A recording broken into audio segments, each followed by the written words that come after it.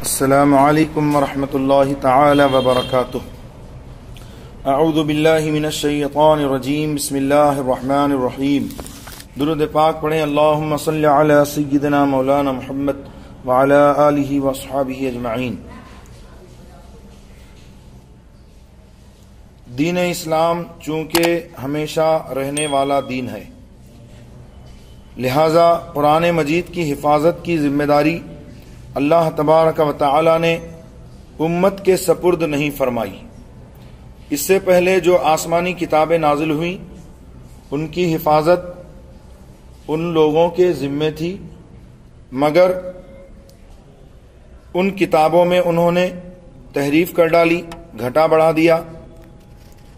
لیکن قرآن مجید کی حفاظت کی ذمہ داری اللہ تبارک و تعالی نے اپنے ذات کرم پر رکھی.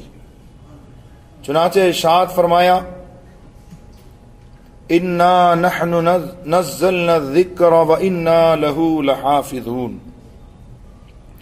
یعنی بے شک ہم نے قرآن اتارا اور یقیناً ہم خود اس کے نگہبان ہیں، خود اس کے محافظ ہیں، خود ہم ہی اس کی حفاظت فرمانے والے ہیں. اسی لیے قرآن مجید میں کوئی کمی بیشی کر دے یہ محال ہے، ناممکن ہے. اور جو یہ کہے کہ قرآن میں کسی نے کچھ رد و بدل یا کم زیادہ کر دیا ہے، جیسے کہ شیعہ کے بعض گروہ اس بات کے قائل ہیں، تو وہ کافر ہے. جو ایسا عقیدہ رکھے، یہ کہے کہ قرآن کریم میں کسی نے کچھ رد و بدل یا کم زیادہ کر دیا ہے، وہ کافر ہے. لہذا قرآن شریف پر اس طرح ایمان رکھنا ضروری ہے کہ یہ کلام مقدس جیسا ہمارے آقا رحمت عالم شفیع اعظم صلی اللہ علیہ وسلم پر نازل ہوا تھا ویسا ہی آج بھی ہے، جیسا کا تیسا ہی ہے. اس میں ایک حرف کی کمی بیشی نہیں ہوئی. اگلی کتابیں صرف نبیوں ہی کو یاد ہوا کرتی تھیں، لیکن یہ ہمارے نبی صلی اللہ تعالی علیہ وسلم اور قرآن کریم کا معجزہ ہے کہ قرآن مجید کو مسلمان کا بچہ بچہ یاد کر لیتا ہے. سبحان اللہ. تقدیر کا بیان. عالم میں یعنی دنیا میں جو کچھ بھلا برا ہوتا ہے سب کو اللہ تعالیٰ اس کے ہونے سے پہلے ہمیشہ سے جانتا ہے، اور اس نے اپنے اسی علم ازلی کے موافق پر بھلائی برائی مقدر فرما دی ہے. تقدیر اسی کا نام ہے. جیسا ہونے والا تھا اور جو جیسا کرنے والا تھا اس کو پہلے ہی اللہ تعالیٰ نے اپنے علم سے جانا اور اسی کو لوح محفوظ پر لکھ دیا. لوح محفوظ وہ تختی ہے جس پر تقدیر لکھی ہوئی ہے لوگوں کی. تو یہ نہ سمجھو کہ جیسا اس نے لکھ دیا مجبوراً ہم کو ویسا ہی کرنا پڑتا ہے، بلکہ حقیقت یہ ہے کہ جیسا ہم کرنے والے تھے ویسا ہی اس نے بہت پہلے لکھ دیا. مثال کے طور پر کسی کے ذمے برائی لکھی اس لیے کہ اس نے وہ برائی کرنے والا تھا. اگر وہ بھلائی کرنے والا ہوتا تو اس کے لیے بھلائی لکھی جاتی. تو اللہ تعالیٰ نے تقدیر لکھ کر کسی کو بھلائی یا برائی کرنے پر مجبور نہیں کر دیا. اللہ کے رسول صلی اللہ تعالی علیہ وسلم نے دیکھا ایک مرتبہ کچھ لوگ تقدیر کے معاملے میں بحث کر رہے ہیں. آقا کریم صلی اللہ علیہ وسلم کا چہرہ مبارکہ غضب سے سرخ ہو گیا. ارشاد فرمایا تقدیر میں بحث کرنے سے باز رہو. اگلی امتیں اسی لیے ہلاک ہوئیں کہ انہوں نے تقدیر میں بحث و تکرار کیا. لہذا اس پر ایمان لانا ضروری ہے کہ تقدیر کی اچھائی برائی اللہ تبارک و تعالیٰ کی طرف سے ہے، اور اس میں کسی طرح سے بحث و مباحثہ کرنا جائز نہیں ہے، بلکہ ایمان خطرے میں پڑ جائے گا. اس لیے تقدیر کے متعلق کبھی بحث و مباحثہ نہیں کرنا چاہیے۔ البتہ تقدیر پر ایمان لانا ضروریات دین میں سے ہے۔ تقدیر کا انکار کرنے والا کافر ہوگا، جیسا کہ ایمان مفصل میں آپ پڑھتے ہو آمنت باللہ و ملائکتہ و کتبہ و رسلہ والیوم الآخر والقدر خیرہ و شرہ، ایمان لایا میں اللہ تعالی پر اور اس کے فرشتوں پر اور اس کی کتابوں پر اور اس کے رسولوں پر اور قیامت کے دن پر، اور اس بات پر کہ تقدیر کی اچھائی اور برائی اللہ تبارک و تعالی کی طرف سے ہے، لہذا اس پر ایمان لانا ضروری ہے۔ تقدیر کے انکار کرنے والوں کو نبی اکرم صلی اللہ تعالی علیہ وسلم نے اس امت کا مجوسی بتایا ہے۔ مجوسی کون؟ جو آتش پرست ہیں۔ تقدیر کے مسائل عام لوگوں کی سمجھ میں نہیں آ سکتے، اس لیے تقدیر کے مسائل میں زیادہ غور و فکر اور بحث و مباحثہ کرنا ہلاکت کا سبب ہے۔ امیر المومنین سیدنا ابو بکر صدیق و امیر المؤمنین حضرت عمر فاروق اعظم رضی اللہ عنہما تقدیر کے مسئلے میں بحث کرنے سے منع فرمائے گئے۔ جب ان جیسی جلیل القدر معظم ہستیوں کو تقدیر میں بحث کرنے سے منع کر دیا گیا،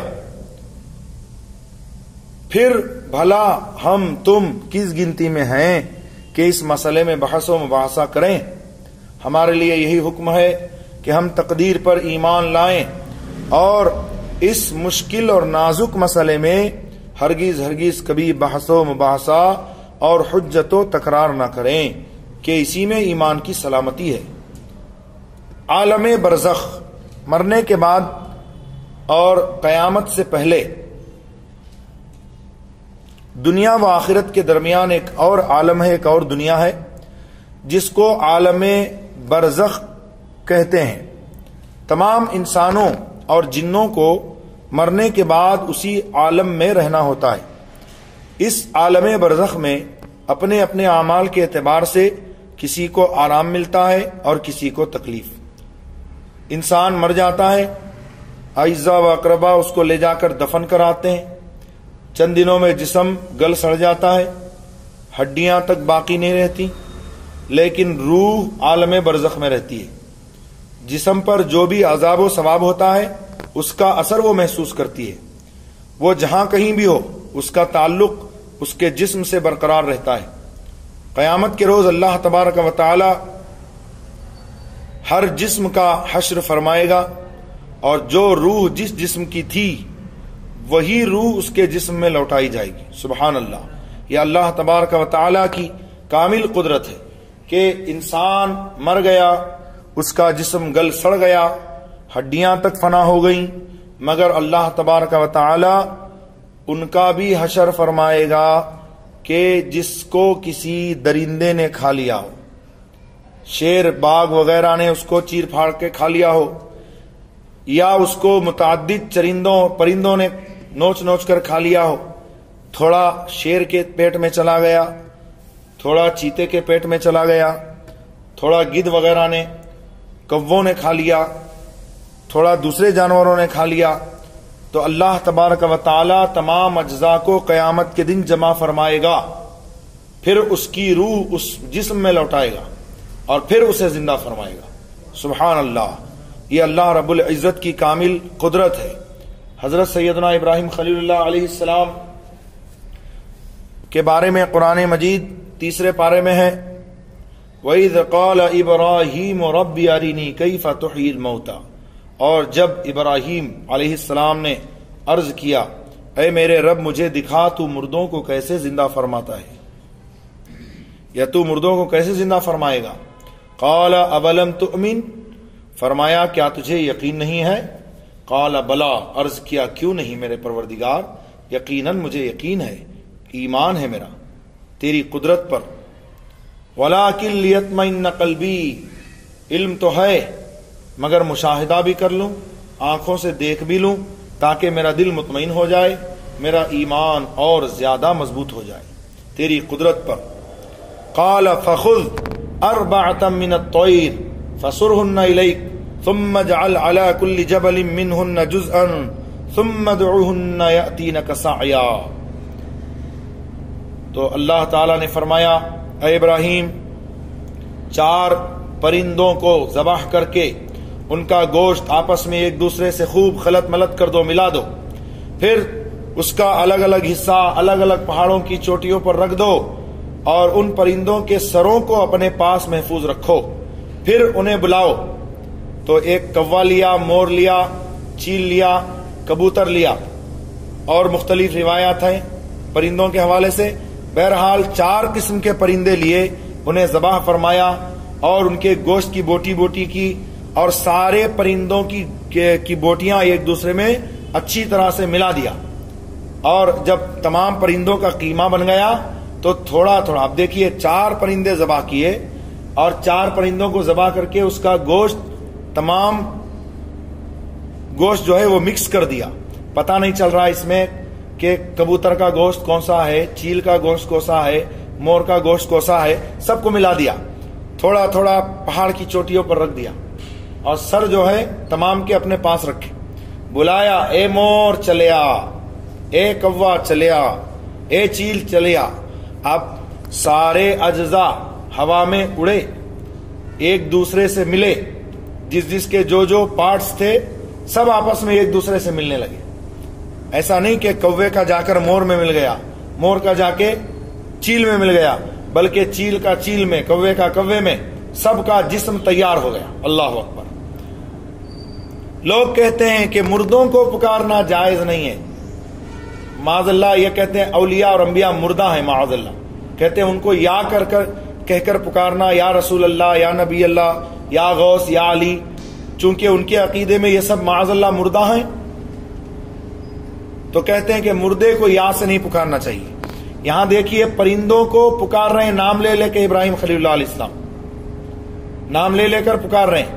اب یہ پرندے زندہ نہیں، مردہ ہیں، اور انسان بھی نہیں بلکہ پرندے ہیں، غیر ذوی العقول ہیں، مگر ان کو یا کہہ کر پکار رہے ہیں، بلا رہے ہیں۔ تو پھر جو اللہ والے ہیں ان کو بعد وفات اللہ ان کو زندگی عطا فرماتا ہے، تو ان کو یا کے ذریعے سے کیوں نہیں پکارا جا سکتا؟ سب پرندوں کے جسم جو ہے مل گئے، جسم تیار ہو گئے، اور وہ دوڑتے ہوئے آئے اور اپنا اپنا سر اپنے جسم سے جوڑ لیا، لگ گیا، اور پھر وہ اللہ کے حکم سے اڑنے لگے۔ تو اللہ تبارک و تعالی ایسا قادر ہے کہ مختلف چرندوں پرند کے پیٹ میں انسان کے اعضاء پہنچ گئے اور سب کا وہ ہاضمہ ہو گیا، ختم ہو گیا، لیکن قیامت کے روز اللہ تبارک و تعالی تمام اجزاء کو جمع فرمائے گا اور اس کے اندر روح ڈالے گا اور اس کا حشر فرمائے گا۔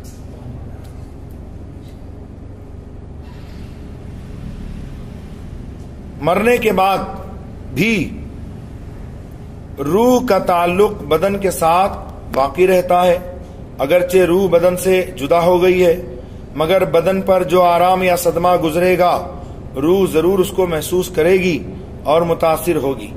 جس طرح دنیاوی زندگی میں بدن پر جو راحت و تکلیف پڑتی ہے اس کی لذت و کلفت روح کو پہنچتی ہے، اسی طرح عالم برزخ میں بھی جو انعام یا عذاب بدن پر واقع ہوتا ہے اس کی لذت اور تکلیف روح کو پہنچتی ہے۔ مرنے کے بعد مسلمانوں کی روحیں ان کے درجات کے اعتبار سے مختلف مقامات میں رہتی ہیں، بعض کی قبر پر، بعض کی زمزم شریف کے کنویں میں، بعض کی آسمان و زمین کے درمیان، بعض کی آسمانوں میں، بعض کی عرش کے نیچے قندیلوں میں۔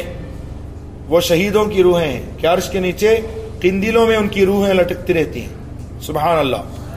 بعض اعلیٰ علیین میں جو ایک بلند و بالا مقام ہے، مگر روحیں کہیں بھی ہوں اپنے جسموں سے بدستور ان کا تعلق رہتا ہے۔ جو کوئی ان کی قبر پر آئے اس کو وہ دیکھتے، پہچانتے اور اس کی باتوں کو سنتے ہیں۔ یہ عام روحوں کے حوالے سے ہے، جو خاص اللہ کے بندے ہیں پھر ان کی روحانیت کا عالم کیا ہوگا۔ اسی طرح کافروں کی روحیں بعض ان کے مرگھٹ یا قبر پر رہتی ہیں، بعض کی یمن کے ایک نالہ ہے برہوت، اس میں، بعض کی ساتوں زمین کے نیچے، بعض کی سجین میں، لیکن روحیں کہیں بھی ہوں ان کے جسموں سے ان کا تعلق یعنی روحوں کا تعلق برقرار رہتا ہے۔ چنانچہ جو ان کے مرگھٹ پر گزرے یا ان کی قبر پر آئے اس کو دیکھتے پہچانتے اور اس کی باتوں کو سنتے ہیں۔ یہ کافروں کی روحوں کے حوالے سے، تو پھر مومنوں کی کیا شان ہوگی، اور مومنوں میں جو اللہ کے خاص بندے ہیں ان کی شان کیا ہوگی۔